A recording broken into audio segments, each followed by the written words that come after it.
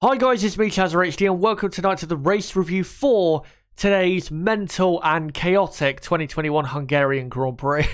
And I gotta say, today's race, I mean, if you look at those results on the left hand side, you'd think, yeah, this is some sort of dream or some sort of, LSD trip or just some mental thing, because that order is probably, considering the pecking order of the grid in terms of who's wearing the Constructors' Championship and whose car's quick and whose isn't, that is the most mental order you've ever seen for a Grand Prix.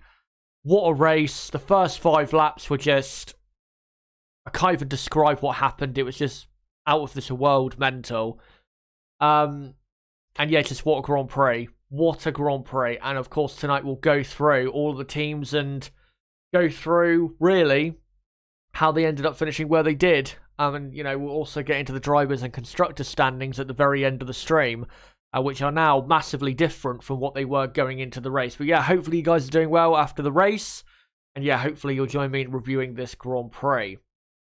Now, let's get into the race results. I mean, you can see on the left-hand side the results in terms of who finished where.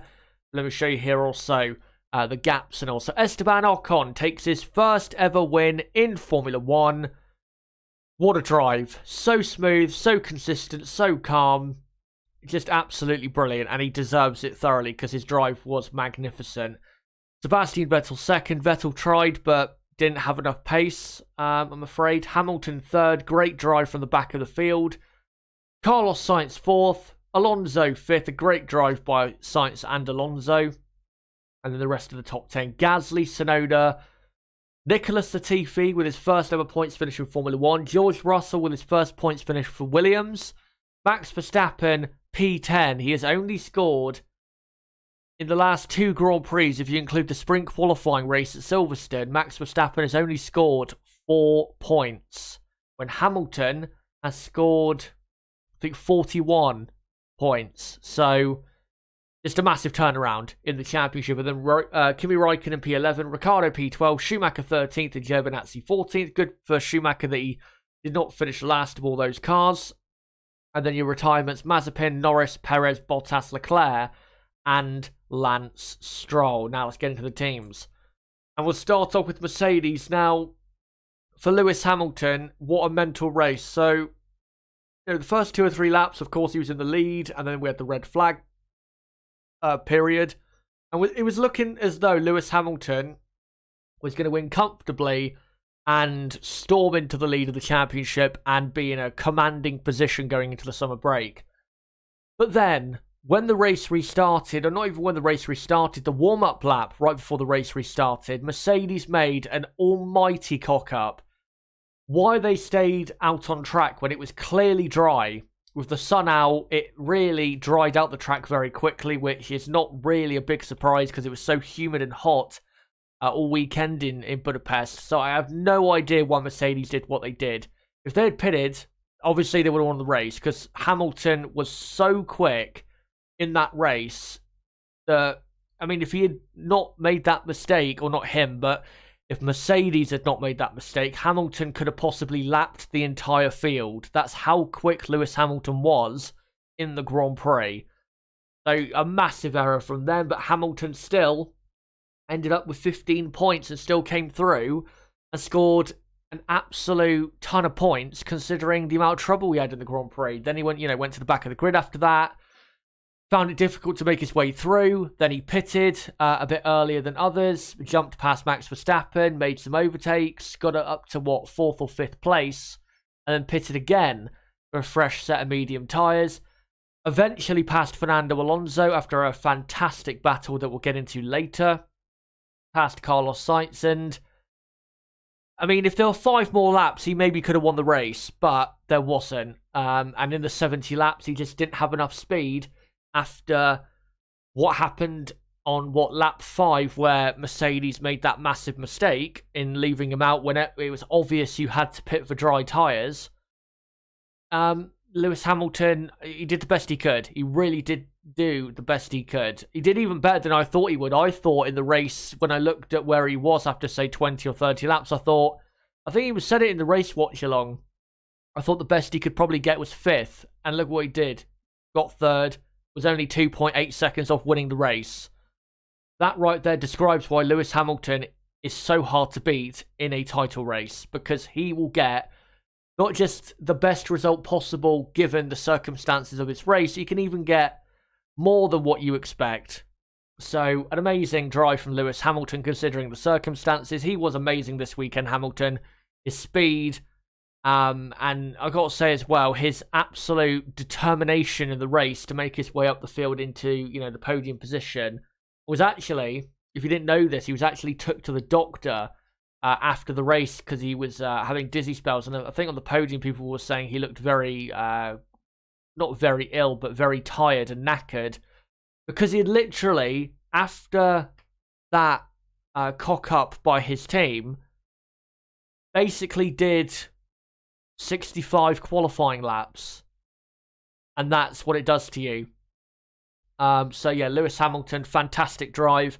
For his teammate Valtteri Bottas, terrible mistake, piling into Norris and eliminating so many people on the first lap. And not just eliminating so many, but also ruining so many people's races as well. I mean, Bottas, he's already said it was his mistake. He basically, when he got in the dirty air right behind Norris in the braking zone, lost control and slammed into the back of him. Just a simple mistake. And he has got a 5-place grid penalty for the Belgian Grand Prix, which is a just penalty because Valtteri Bottas ruined so many people's races and it was such an unnecessary collision. So, yeah, Valtteri Bottas definitely was deserving of getting a 5-place grid penalty. But for Mercedes, I mean, even though 3rd and a retirement normally would be a bit of a disaster, considering Red Bull only scored 1 point, you'd have to say good race and a very good weekend as well. Mercedes were very quick this weekend, and I think going forward into the rest of the season, if this is the car Mercedes now have in comparison to Red Bull, I think Mercedes are in definitely the, no pun intended, pole position to win the championship. Because Lewis Hamilton, been there and done that, he's still at his best. Mercedes, I still think as a team, when they are, when they have the car pace-wise to compete right there with their rivals, I still think Mercedes are the best team on the grid. And yeah, I think today, even though they made that mistake, I think it proves that as a team, Hamilton with, the car that's been designed by the Mercedes team, it's still very, very hard to beat, very hard to keep down. So yeah, Lewis Hamilton, great job. And Mercedes, I think, will be happy with what Hamilton was able to do today. I don't think they'll be happy with the result, though, but say overall satisfied with what happened. Red Bull, though, will be anything but. Max Verstappen only scoring 1 point. Now, with Verstappen, I don't know if the reason he was so slow today was because he was fed up or because his car sustained so much damage from that crash with Norris that was caused by Bottas. I don't know if it was because there was so much damage caused that even though the Red Bull mechanics fixed a lot of it, it was still not overall fixed enough, say, for Verstappen to be finishing up in, say, at least 5th place. I don't know what the situation really was there. But it did seem with Verstappen that once he got into the groove of just being in a DRS train and not being able to make moves, he did seem to almost get fed up and just not really... I'm not saying he didn't try, but it's almost like he let it get to him. The fact that everything was going wrong for him. And I got to say, what happened today, considering where Lewis Hamilton finished, was exactly what Max Verstappen didn't need, because he's had 2 horrible races in a row. Lewis Hamilton has had 2 very good races for the championship in a row. And now going into the summer break, after, those 2 races in Austria where we were thinking that Verstappen was maybe not a certain world champion for this year, but was looking very, very good for it. Now, all of that, like that, has been eliminated in 2 races. So, I'm hoping over the summer break he doesn't get a bit too down about that, and I'm hoping the Red Bull team can reverse this momentum that is clearly against them now. And the reason is not because I want Red Bull to win the championship, but just I don't want I don't want what happened in 2018 to happen again, where once a mistake was made by the, say, challenger, the champions, being Mercedes and Hamilton, just ran away with the title race and, won basically every race for the rest of the season and dominated the rest of the season. That's what I don't want. I really do want Max Verstappen to bounce back, because it would be great for the title race. I mean, it's only, as we get into later, the gap is only 6 points between Verstappen and Hamilton, but it could easily, after the triple header after the summer break, which is Spa, Zandvoort, and then Monza, after that triple header, Verstappen keeps having these results and keeps having, say, bad luck, Hamilton could end up having a 25-30 point lead going into the final, 6-7 races. So I really think, summer break, Verstappen and Red Bull really have just got to completely forget what's happened and just reset and go again. And just, like I said, forget what's happened. Because I know the last fortnight's been really rough for them. They feel very hard done to. They feel like everyone is against them. But they just need to forget about that, because if they keep on with that, they will lose the championship, because feeling sorry for yourself and thinking and mulling over the past is not going to win you the future. So, yeah, Red Bull have got to just forget about that. Like I said, reset and try and win the second half of the season, because if they win the second half of the season, then unless things are really close, Max Verstappen should win the championship just about from Lewis Hamilton. I still think Lewis Hamilton is the favourite to win the championship, because, like I said, Hamilton's been there and done it. Mercedes have been there and done it a lot more in recent times. I still think Mercedes and Hamilton are a better combination than Verstappen and Red Bull.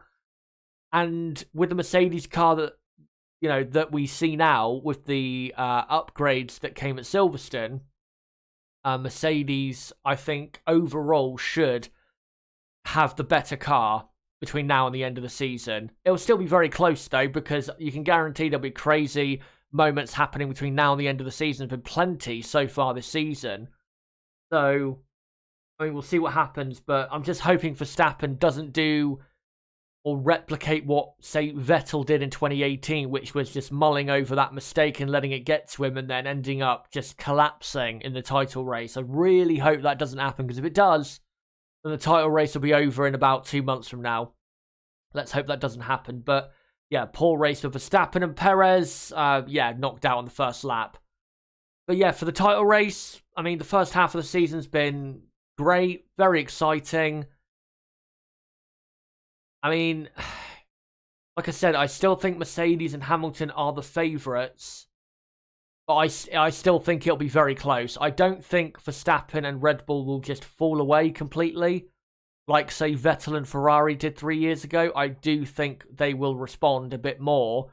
But I still think, at the end of the day, Hamilton and Mercedes as a combo will have just about enough to get the job done.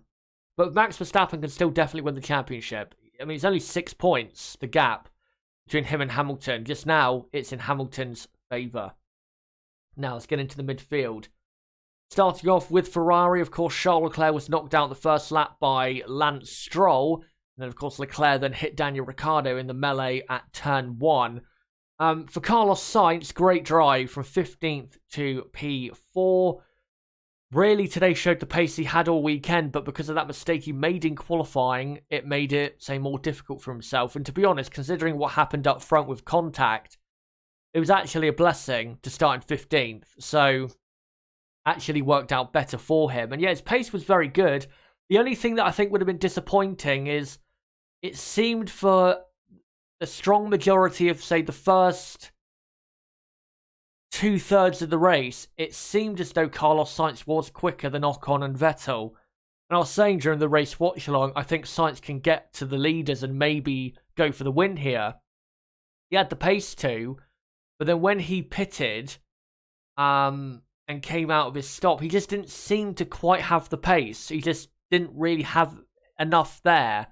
And that's why ultimately as well he didn't get on the podium, when if he had had a bit more pace, he may have held off Lewis Hamilton in the end to get 3rd place. But like I said, he just didn't really have enough pace on the hard compound tyre compared to what he was like on the medium in the first, 30 laps or so of the Grand Prix. So that was a bit disappointing because I think, considering how great he drove, I thought Carlos Sainz probably did deserve a podium. But, I mean, there were so many great drivers out there. There's only so many, of course, who can get on the podium. But, yeah, great drive and got, 12 very important points. And with McLaren not scoring any, and we'll go on to McLaren now, with McLaren not scoring any points, now it is essentially dead level in the Constructors' Championship in the fight for third between these two old rivals of McLaren and Ferrari. And for McLaren, I mean, of course, Norris was essentially knocked out of the race because of what happened on the first lap.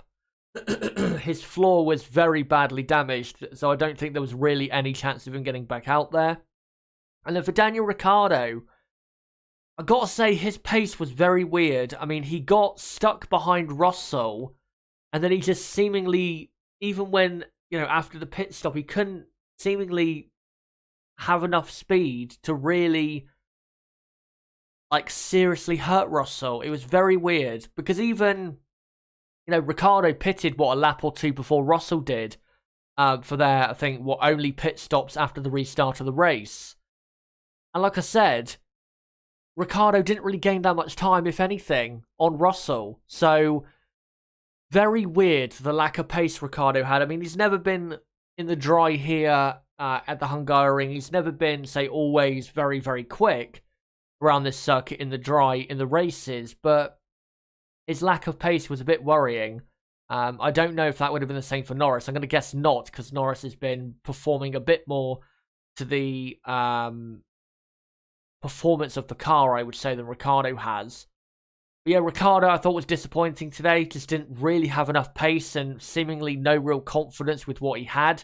The only thing he really did at the Grand Prix was hold up Max Verstappen, and eventually got passed by him, and also Kimi Raikkonen. But yeah, McLaren, very poor race in terms of the race result, even though with Norris, of course, there was nothing they could do. It's such a shame as well, because Norris got up to third place, and you're thinking, because of the weather conditions and that, he could have got third in the Grand Prix, given how great he's driven this season. So that is a shame for him, but at least the next couple Grand Prix on the calendar should suit the McLaren car. Definitely Spa, say, compared to Ferrari, McLaren should be very, very strong there.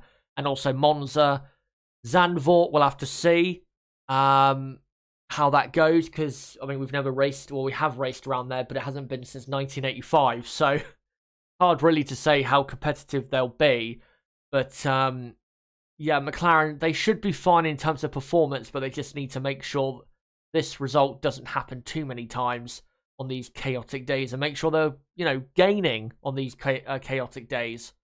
Anyway, let's get into the rest of the midfield. Aston Martin, brilliant drive by Sebastian Vettel. The only thing that you could say really is he probably could have won the race today. He just didn't have enough pace when it mattered. His outlap after his pit stop just wasn't quick enough to do an undercut on Esteban Ocon, which I know that would have been gutting, because if Vettel was, say, half a second quicker on that outlap, he probably could have at least had a go around the outside of Ocon into turn 2 when Ocon had just come out the pits. But like I said, he just didn't quite have enough speed when it mattered, which is a bit of a surprise, because you'd think with his experience, he would have known when to strike in terms of that fight for the lead. But great drive, and it is, second podium of his Aston Martin career. And Sebastian Vettel has had a very good time at Aston Martin so far, and I think he can definitely be pleased with his weekend, getting into the top 10 in qualifying when he wasn't really expected to, and then getting a surprise podium. So great job by him. Lance Stroll, of course, made a really big mistake at the first corner, similar to Bottas, piling into Leclerc, and then knocking himself out the race on the back of an Alpine rear wheel. So, yeah, disappointing for him, but he kind of made his own problems, really, with what he did to Charles Leclerc, and kind of deserved what happened, given what he did, again, to Charles Leclerc. But 18 points for Aston Martin is pretty good. They've gained quite a bit of points on the teams above them. They've overtaken AlphaTauri in the Constructors' Championship, but as we'll get into in a moment, they are not now 5th in the Constructors. That goes now to Alpine. As like I said, we'll get into later on. But yeah, great drive by Sebastian Vettel. Very happy for him. But AlphaTauri, I mean, I think AlphaTauri, I don't think they had a car as quick as Alpine today, clearly. But it's weird, because 6th and 7th, in my head, it's, you know, wow, that's a really great result. But when you look at where Vettel finished in the Aston Martin and where Ocon and Alonso finished for Alpine, you're like, well, it could have been a lot better then. And yeah, it could have been a lot better. I think in hindsight, they should have probably ran Yuki Tsunoda a lot longer into the Grand Prix than they did, because he did not benefit at all from doing an undercut, really. So, yeah, I think they probably could have done that strategy better than what they did. And for Pierre Gasly, of course, he was held up in that chaos on the first lap, and thankfully didn't really get any damage from it. So, yeah, that was a shame for him, but still P6, and he also got the fastest lap of the race. So AlphaTauri come away with 15 points, which is pretty good. But like I said, still outscored by Aston Martin and Alpine. So it puts a damper on things, because like I said, compared to them, it just feels like could have been better. But pace was good. Just a shame the way the race happened, really. And they didn't quite get, say, the luck they needed, even though Yuki Tsunoda was up in, 4th or 5th place on the restart of the race. But, yeah, just the way things happened, they just didn't have enough pace and also luck compared to what Alpine had, for example. But that's the way it is. For Alpine, great day. Esteban Ocon, race winner. I am really happy for the guy. I know people may think, oh, well, are you really? But no, I really am. Yeah, I have criticised him in the past, and I do feel as though, especially last year at times, he could have done a lot better. And even in the past few races, I thought Ocon really should have been doing a lot better than what he was doing. But this weekend, new chassis, newfound confidence to go and do what he did. And also, what I think was a great hallmark for the future. Now he's got this race win, it should take a massive relief, or not massive relief, but a massive weight off his shoulders now, because he's got that race win. But I think, you know, from now on, hopefully, he will, you know, keep replicating his drive today, where he was quick, but he was so consistent and calm. He didn't make one mistake. He didn't lock a wheel. He didn't go wide at a certain corner. The only other time Sebastian Vettel got a run on him is because Sebastian Vettel was, say, quicker at that point. It wasn't because Ocon had made a mistake. Ocon was just so smooth, so consistent, just so great.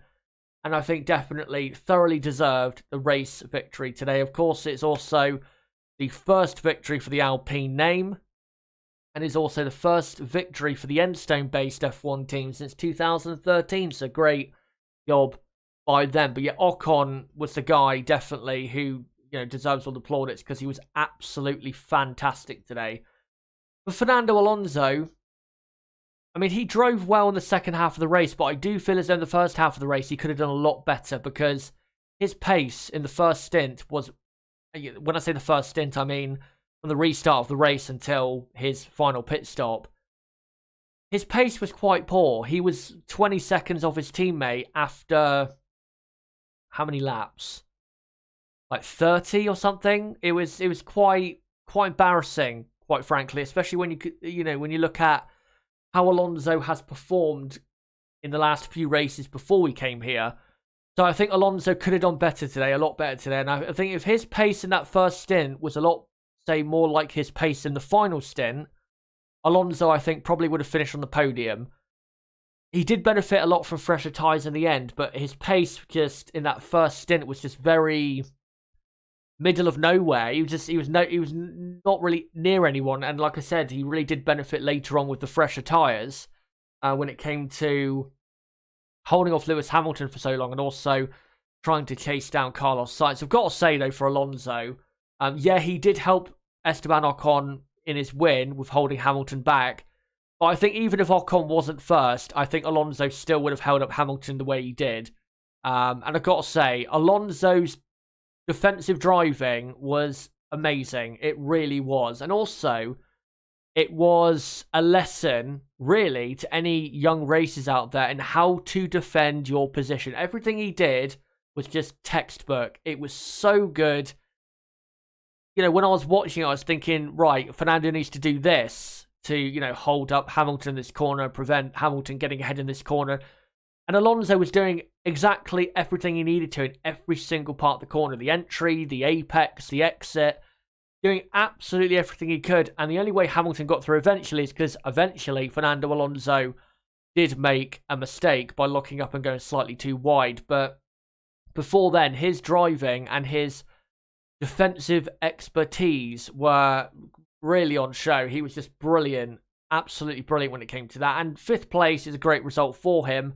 Another points finish for him. I think that's his... I'm trying to think how many points finishes he's had in a row now. Baku, France, Austria, Silverstone. So that's 6 points finishes in a row for Alonso. That is a brilliant, brilliant run of results. Of course, if he had been winning the race today, I think everyone would have loved it, but he just wasn't as good as Ocon this weekend, never mind today. But yeah, great result for Alpine. That's, 35 points in the Constructors. And as you'll see, they have gained a lot of points on their rivals and are now in P5 in the Constructors' Championship. And now that P5 battle really hots up because I don't think Alpine, honestly, have the pace to finish in 5th in the Constructors. But given, you know, the performances of Alonso and Ocon this season, I think they'll be able to hang on for a bit, at least. So we'll keep a very keen eye on that battle on the Constructors, because it is very important, by the way, the difference in money in what you gain from if you finish in 5th or you finish in 7th, which we'll get onto also with Williams in terms of they've jumped up to 8th place. The difference in money, it's massive. It can really help teams massively in their development. So, yeah, great result for Alpine, and I am very happy for them. Alfa Romeo, I'm not going to say much. They even said it on their own Twitter account. We had chances and we didn't take them. That basically sums up their season. There's been plenty of races this season where they've had the pace and have also had the opportunity to finish the points, but they don't take it because they just don't get it right. They don't get the combination right of what you need to finish in the points. They don't have drivers who are overall, you know, for a weekend quick enough. They don't have a car that's overall for a weekend quick enough, and they don't have strategists who can, you know, work their magic when it comes to strategy. And also, the car, like I said, just overall isn't enough. And today, I mean, Raikkonen, you know, 10-second penalty for unsafe release. If he didn't get that, would he finish in the points? Probably would have finished in 8th place, honestly, because his pace was better than the Williams's for sure. But, you know, that's what happened. And at the end of the day, they deserved to not score any points because they just simply did not show anything of note when they needed to in the Grand Prix today. And finally, I mean, of course, Haas F1, they finished at the back pretty much, so we won't get into them. But finally for us, Williams Racing. Brilliant job. 8th and 9th. That's 6 points for Williams. They go from 9th to 8th in the Constructors' Championship. Alfa Romeo are still on 2 points, and Williams now are on 6. And I really hope Williams can hang on to that position, because in a year, to go from 10th last year to 8th, like I said, the financial difference that would make to Williams going forward would be absolutely massive. It would save this team a lot, and also would help them, you know, boost up the standings probably in later years, given that extra money that would be going their way. But it's brilliant. Latifi, I've got to say, you know, gained loads of positions. I've got to say, his pace when he was running in the podium positions was very good. He was quicker than Tsunoda and Carlos Sainz for a while. Then once he pitted and people started to really push a bit harder, of course, the Williams wasn't as quick. But, you know, I thought Williams still did pretty well, considering they qualified 17th and 18th, and it was their worst qualifying of the season so far. But they've ended up with their best race result of the season so far, and it's their best race result they've had as a team since 2017, I'm pretty sure. So, brilliant job for Williams. Like I said, Nicholas Latifi, I think, deserves a special shout-out. And I think Latifi's been pretty good this season. If you look at his pace compared to Russell, especially in the last few races in qualifying, he's been pretty close. So I think Latifi deserves a bit more respect than what he's been getting, and I think Latifi did very well today. With Russell, I mean, I think he jumped a load of cars in the pit, in the, what do you call it, when the cars were released from the pit lane. But I think because Williams were the last team in the pit lane, he decided to just go for it on the exit of the pits, and that's why he got up to second place. And then thankfully let through all those cars to avoid a penalty, which he did. But yeah, Russell as well. Great drive to hold off Max Verstappen and hold off Daniel Ricciardo as well for so long. But great result for Williams. I'm so happy for them. I know I've criticised them a lot in the last few years and made fun of them when they deserved it because they just weren't. They were not producing enough considering the talent they had. And now they are going in the right direction. Like I said, I think maybe yesterday or even a couple of weeks ago, Williams are going in the right direction. And as long as they go in the right direction, which obviously is up in the Constructors' Championship in terms of where they finish per season, even if it's slow progress up the field, as long as it's progress, it doesn't matter. If they do finish 8th this season, it would be fantastic. And like I said, for the future, it would allow this team to continue as Williams Racing.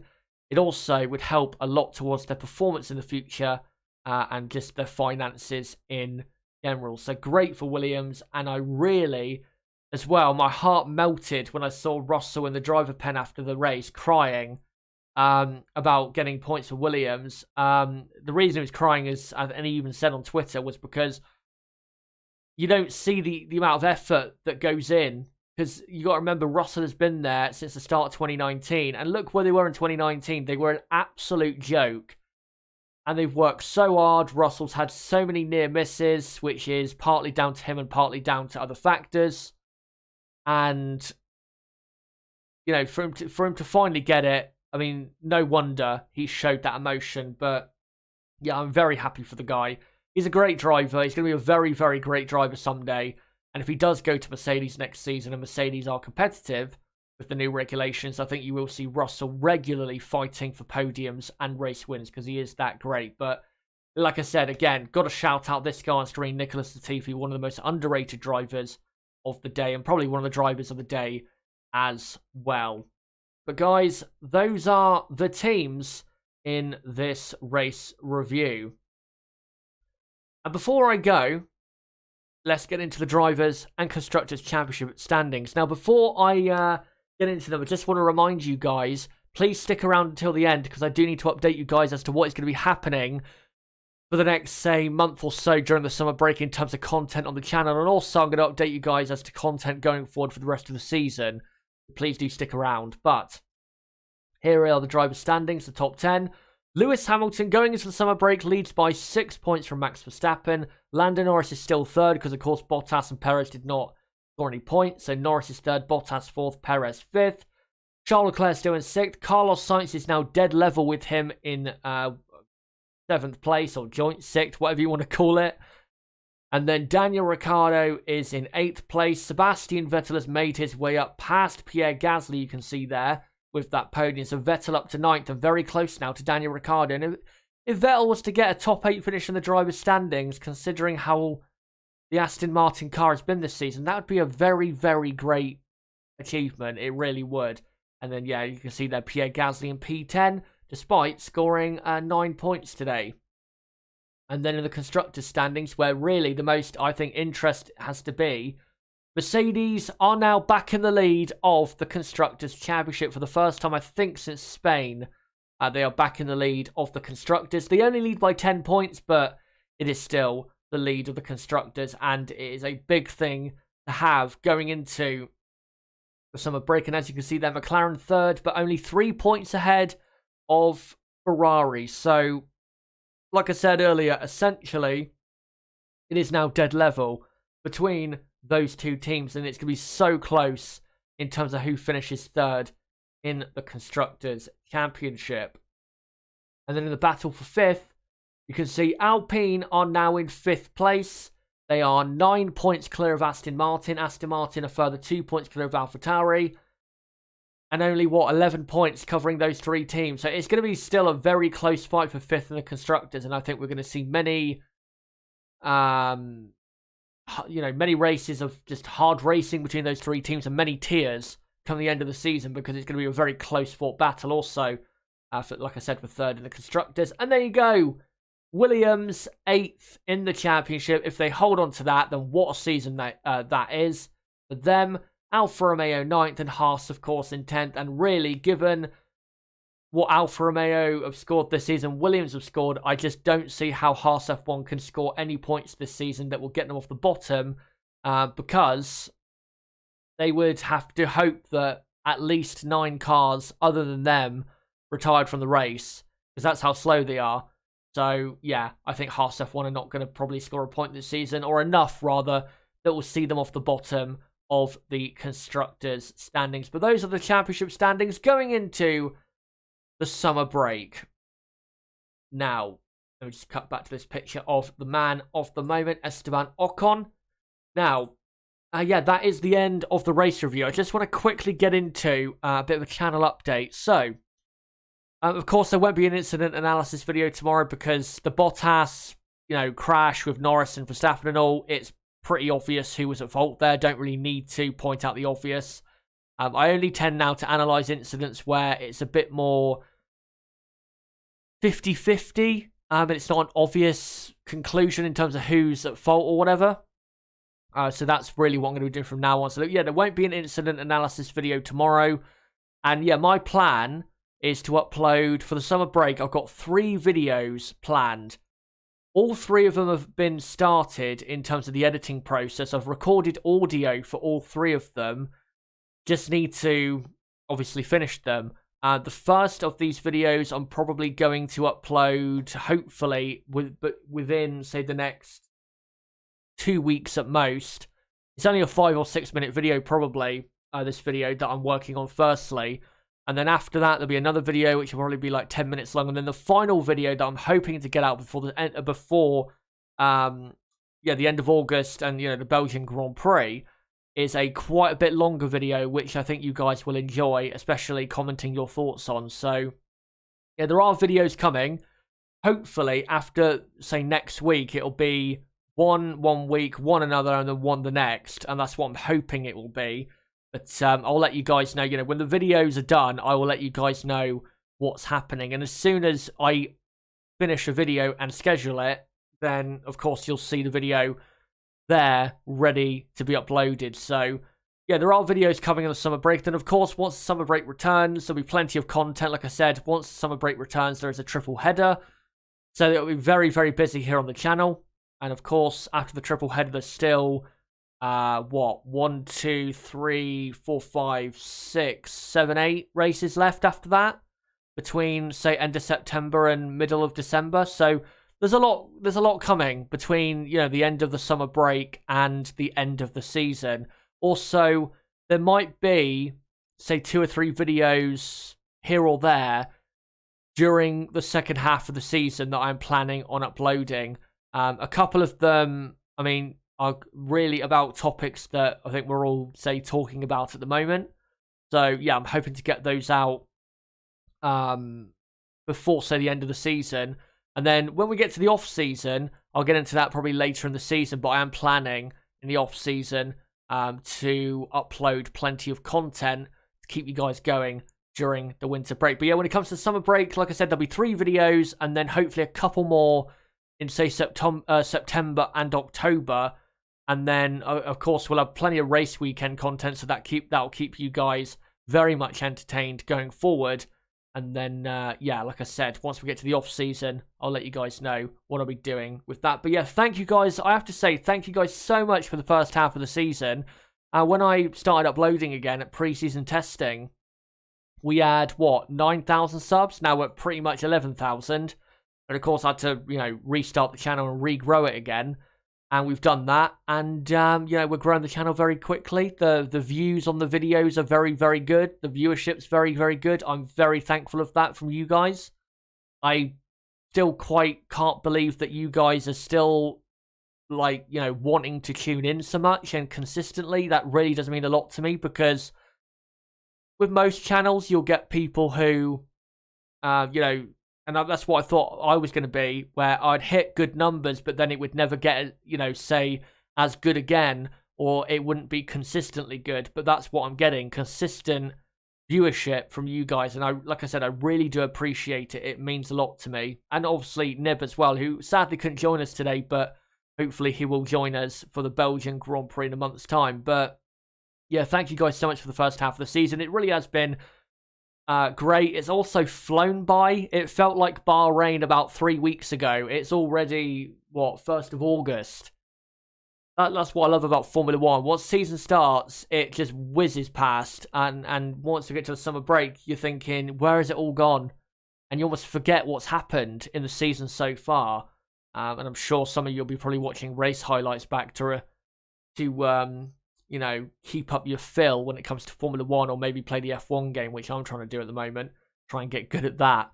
But yeah, thank you guys so much. I really appreciate it. And like I say, Nib appreciates it as well. All the support, you know, again, absolutely fantastic. If you're a new subscriber in the last, like, what, 5-6 months, then really, you know, thank you very much. And thank you for being loyal to us. We really do appreciate it. And like I said, there'll be hopefully 3 videos in the summer break. And then once summer break finishes, like I said, straight in, triple header, and we'll be right back at it. And we'll be balls deep again in the Formula 1 season and in the title race going forward. So, yeah, I cannot wait for that. And I cannot wait to see you guys there for those races. But again, thank you guys so much. And if you are new to the channel, then don't forget, we will be doing race qualifying and practice 3 watch-alongs, and also race previews, race reviews for every weekend remaining in 2021. So don't forget to subscribe to the channel for that, and hit the notifications bell so you're notified as to when those come out. And also, don't forget to sub and hit the notifications bell so you're notified as to when the videos during the summer break come out, so you don't think, oh, that I've, you know, stopped uploading, because I am going to try and get those videos out as soon as I can.